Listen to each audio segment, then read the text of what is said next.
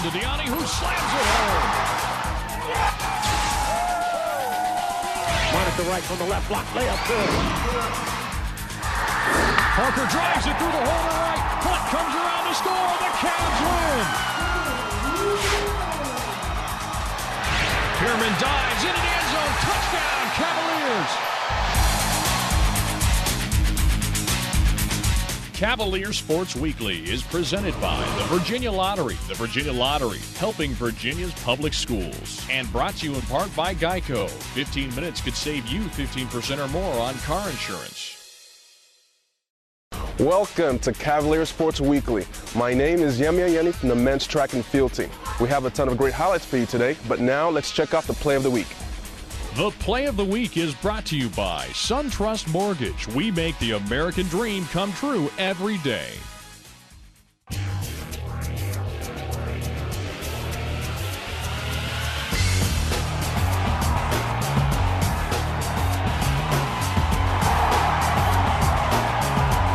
I was just going up, just looking for a pitch to hit, and he gave me one, so I hit it well. We've had this total team concept the entire season, and that was a moment where Garrett Parker stepped up and hit a ball to change the momentum of the game. Stay tuned. Virginia game highlights are coming up next.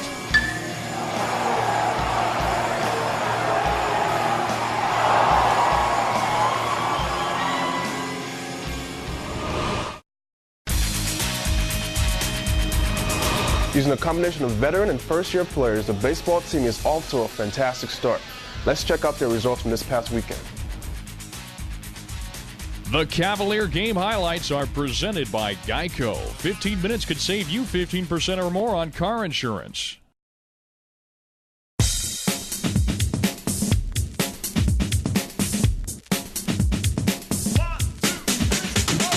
We were very opportunistic tonight. When we had opportunities most of the time, we took advantage of them. And, hopefully that can continue throughout the season.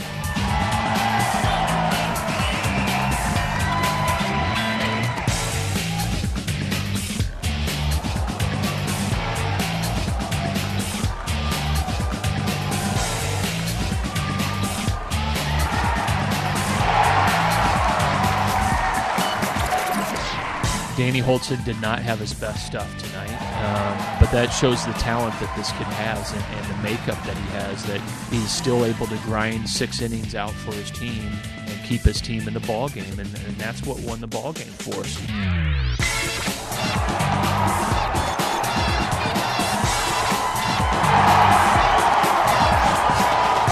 I was just going up, just looking for a pitch to hit, and he gave me one, so I hit it well. We've had this total team concept the entire season, and that was a moment where Garrett Parker stepped up and hit a ball to change the momentum of the game.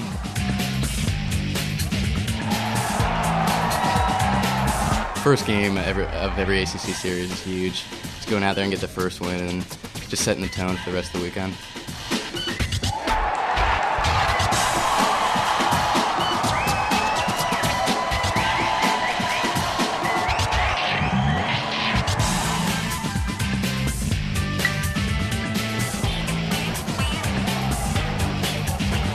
Sometimes you got to be good, but you also got to be lucky at times too.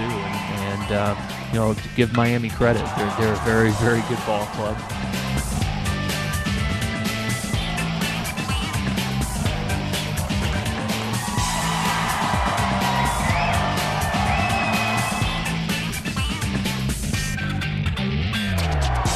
He looked good tonight. I still don't quite think he's there, and he'd tell you that too, that he's not back to the form that has got him to this point. So it takes some time to figure things out, and he's getting it though.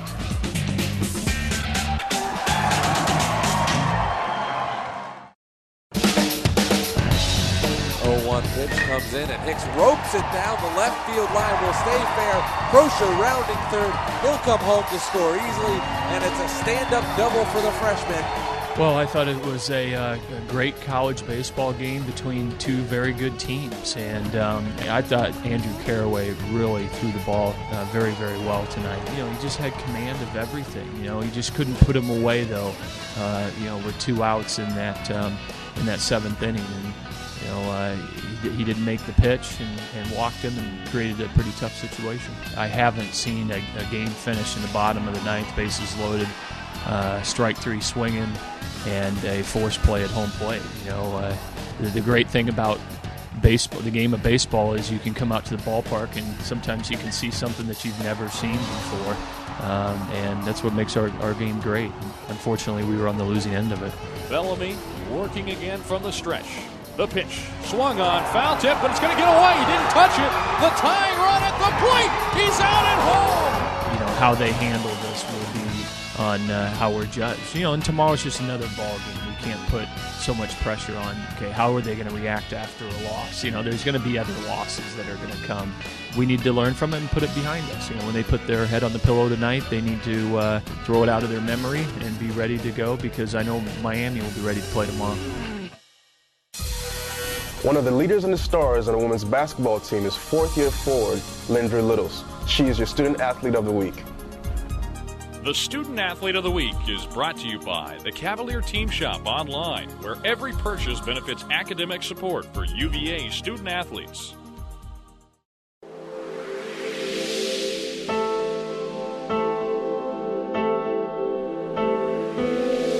Some things are very tedious, but anything in life that's worth having is going to take work, and some things that you're not going to want to do, you have to do to get where you want to go.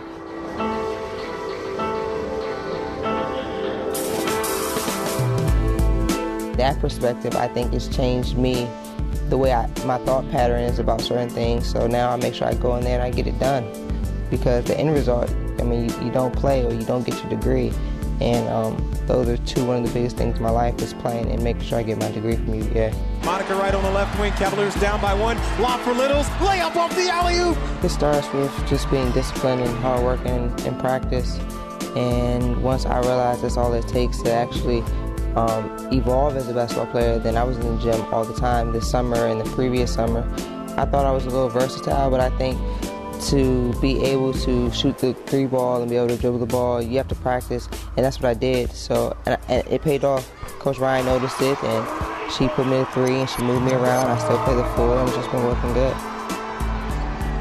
I think Marnie's an excellent player, and I think that, you know, playing with her for the past 3 years and playing with her in practice and spending time with her, I think not only you learn people as basketball players, but you learn them as a person. I know where Monty wants the ball. I know what she's going to do 9 times out of 10 when she gets the ball.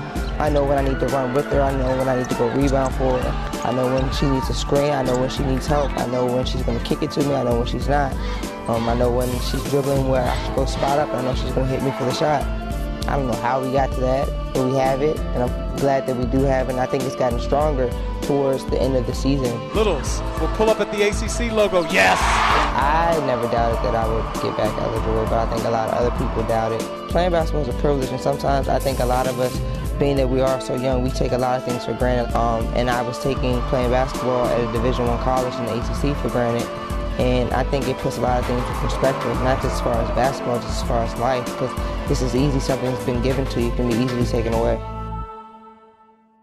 Brandy, I just want to tell you that you can do anything. Anything. I get really emotional when it comes to my sister. I think I was 9 when she was born, and like we've always been from the time that she came out. Give her here. Like, I'm very overprotective of her. Like, I love her to death. Like, I want her to have the world. And I always try to lead by a good example for her. When I come off my school, I would walk down, I would pick her up. And when we got in the house, I never did my homework. But I always made sure she did her homework. I would fix her some lunch. I would put her homework down. I would check it. We would go back over it. We would read. So, like, I know the right things to do, but I just want her to be better than me. Brandy used to be 13 on April the 3rd, so she's getting a little bit older, and she knows that I'm always here for her no matter what, and she knows that I would drop wherever I'm doing, wherever I'm at, if like there's a problem, if she really needs me. No matter how far I am, I'm never that far.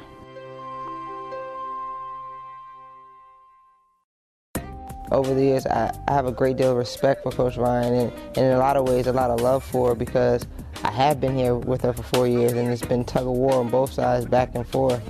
But I realized that her intentions were good, and I hope she knows that my intentions were good. I never meant to give her, gray hairs or stress her out, even though I'm pretty sure I did. I think it took me actually taking the time to understand where she was coming from, opposed to just not wanting to hear her or getting to know her as a person. I think when I did that, I understood her better, so I knew how to approach everything. It's not about me, it's about we, it's about the team. I love those girls like sisters.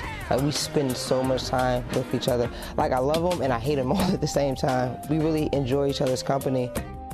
My time now is just ticking away, so I try to appreciate every moment.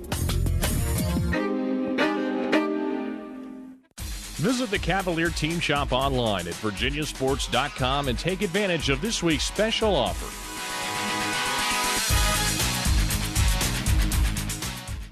It's been over 10 years since Sherry Greer played lacrosse for Virginia, but she's still considered one of the greatest female players of all times, as we'll see in the Cavalier Flashback. Cavalier Flashback is brought to you by the Virginia Lottery. More than $3 billion to K-12 public education since 1999. The Virginia Lottery, helping Virginia's public schools. Sherry is probably the consummate lacrosse player. She's probably the best player that ever played the game of lacrosse at the college level. She had a wonderful sense of getting everybody involved in the game, elevating the level of play, but then had a tremendous sense of timing of when she needed to step up and make the big play. And if you look at the key games and the history over those 4 years, Sherry Greer was at the center of every key play for the major games that won national championships for us. There's no substitute for speed. But the thing about Sherry was she knew how to use her speed. And I can give one example. One time when Sherry was sort of lagging behind her player, and because I'm as a coach, I'm sort of fussing at her. She said, "But Jane, this was what I was trying to do." And she clearly had a strategy for how she was using her speed and what she was going to have the end result, where she's going to get a possession from the other player. Name the top women athletes at the University of Virginia. There's a few names that come to mind. Dawn Staley, obviously, but Sherry Greer is right there with her. In addition to not only the academics, but 4 years going to the Final Four and 2 years winning the national championship, that was just the peak and the pinnacle of my whole career. It's just a wonderful experience. My memories there are unforgettable. I'm a little bit biased, and I think some other coaches at other schools might think they had a player at the same level, but I think if you ask the general lacrosse world, Sherry Greer would be the first name that pops to the top of the board when you talk about the best players in the country. Coming up after the break.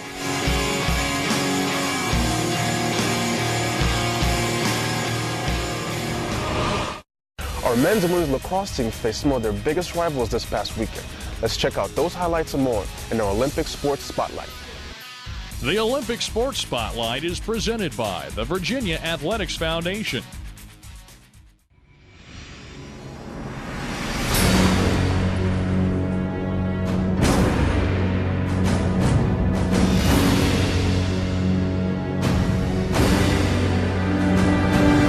Let's get this done. 1, 2, 3.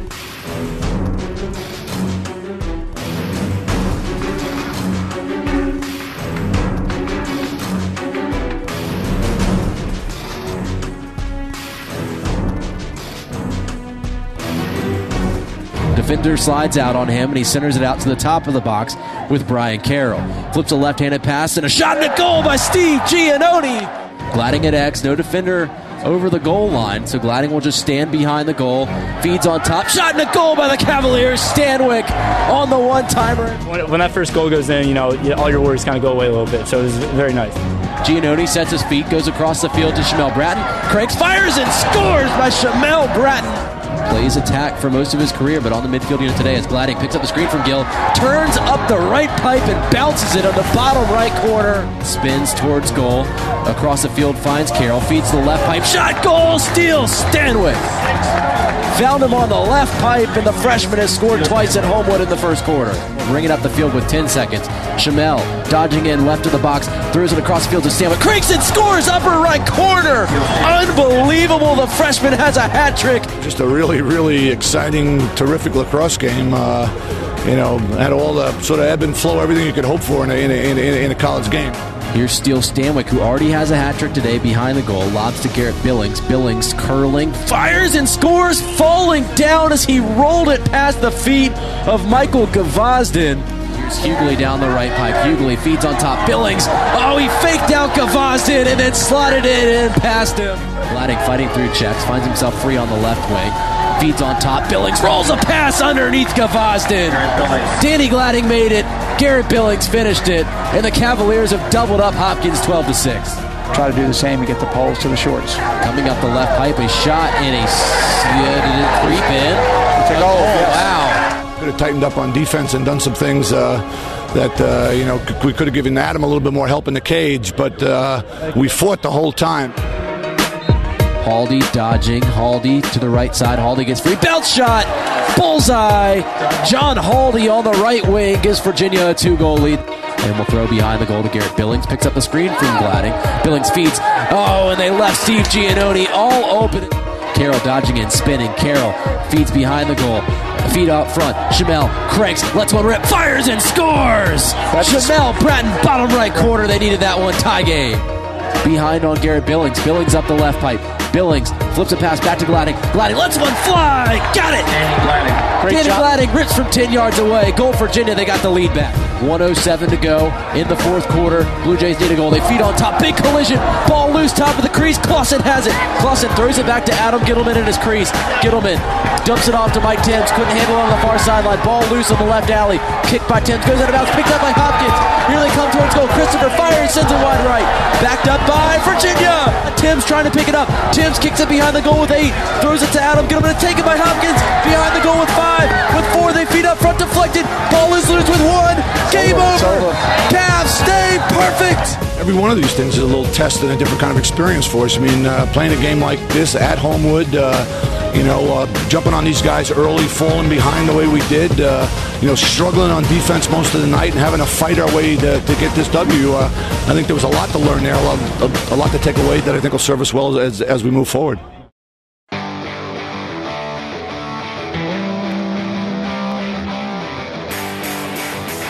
Proud of how we fought today. I think we executed well enough to win this game. Our shooting percentage just wasn't there, but our opportunities were certainly there, and our defense did a nice job of holding tight, and the entire team did a great job of getting balls back and really giving us every opportunity we needed. We just didn't get it done in the end.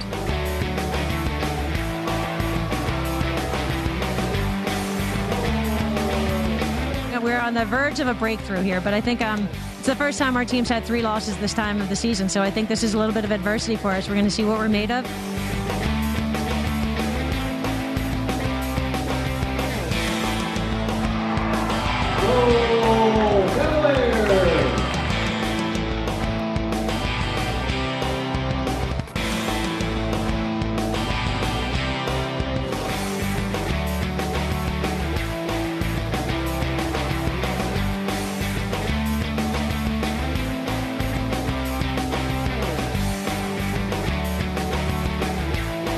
Honestly, our team battled and we played well. We just lost to a really good Princeton team today, but we need to make sure we get better for Tuesday night's game against Madison.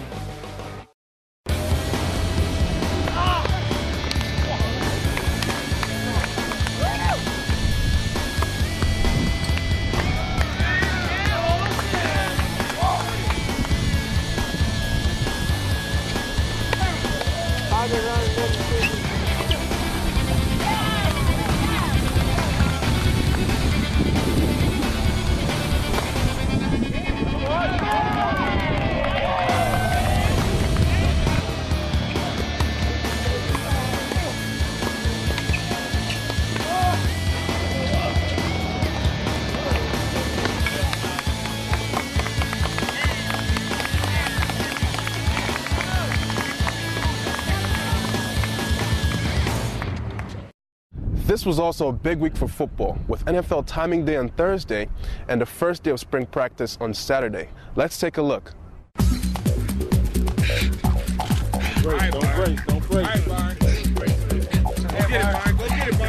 Our NFL timing day is one of the highlights of the spring season for us. It's a chance to see one more step develop for those players who are that much closer to realizing a dream that they've had of playing in the NFL.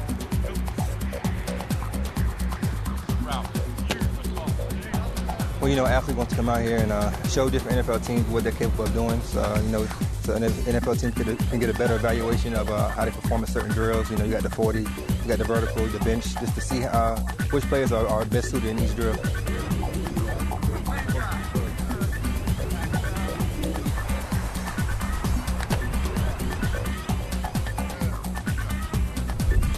Just try to relax. There's a long way to go to April 25th. So, just keep working out and, getting ready for the OTAs and whatever camps I have to do once I get drafted.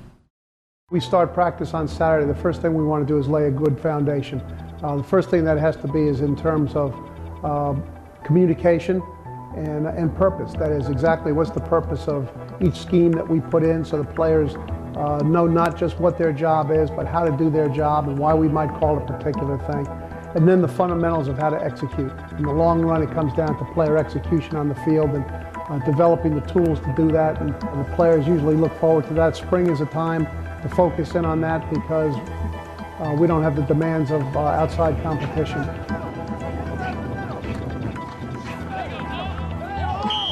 There's A and B for what spring is designed for. One is just get our systems well in place, the schemes, the communication, the fundamentals, but also we look from the season back towards the spring. That is, what are the things that we're going to have to do during the course of the season? That means what are some of the schemes that we're going to have to go against? We want to make sure our players begin to get an introduction to that.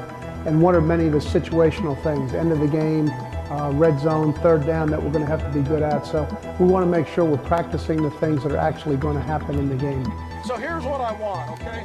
Offense, you're fit in, okay? The player-coach relationship is an ongoing thing. It's not just on the field. It's in the meeting rooms, it's in the hallways, it's in the locker room, it's in every opportunity that we have to have dialogue with the players.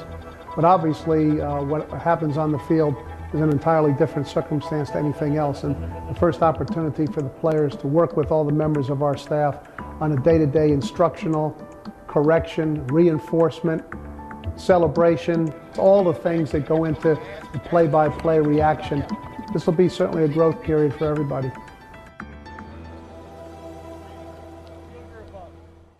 Thanks for watching Cavalier Sports Weekly. I'm Yemi Ayeni. We'll be back next week with more great highlights and stories. Until then, go Hoos. Cavalier Sports Weekly is presented by the Virginia Lottery. The Virginia Lottery, helping Virginia's public schools. And brought to you in part by Geico. 15 minutes could save you 15% or more on car insurance.